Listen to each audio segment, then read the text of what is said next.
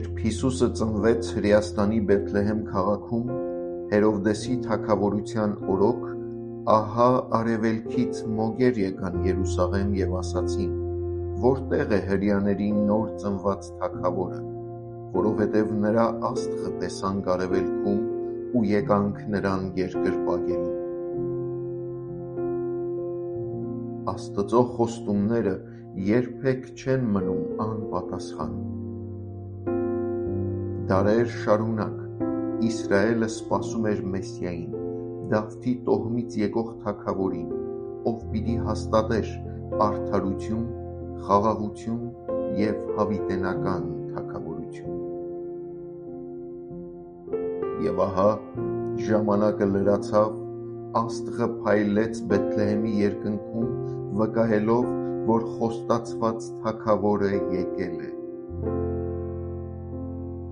Աստծո փրկության պատմությունը սկսվում է այնտեղ, որտեղ աշխարհը երբեք չէր փնտրի, ոչ թե պալատում,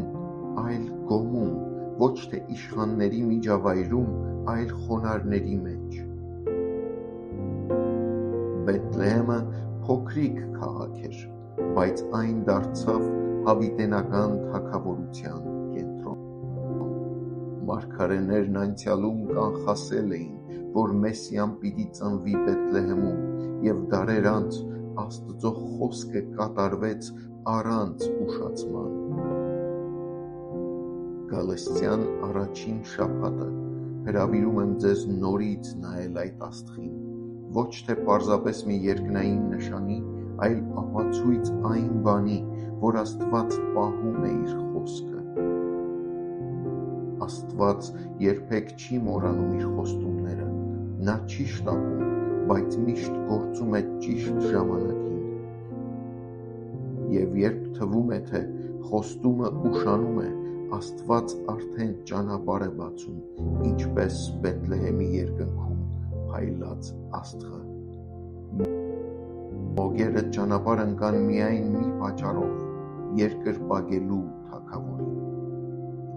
Նրանք չէին եկել խնդրանքներով կամ պահանջներով, այլ խոնարհությամբ։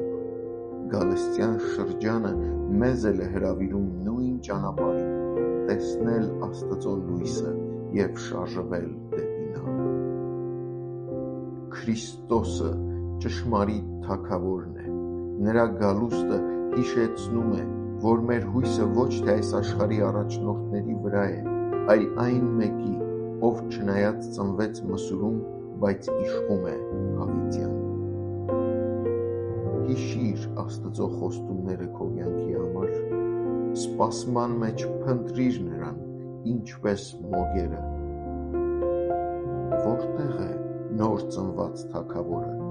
եկել եմ նրան երկրպագելու։ Հայր, օգնիր ինձ վստահել քո խոսքին ու խոստումներին անկախ կյանքի հանգամանքներից։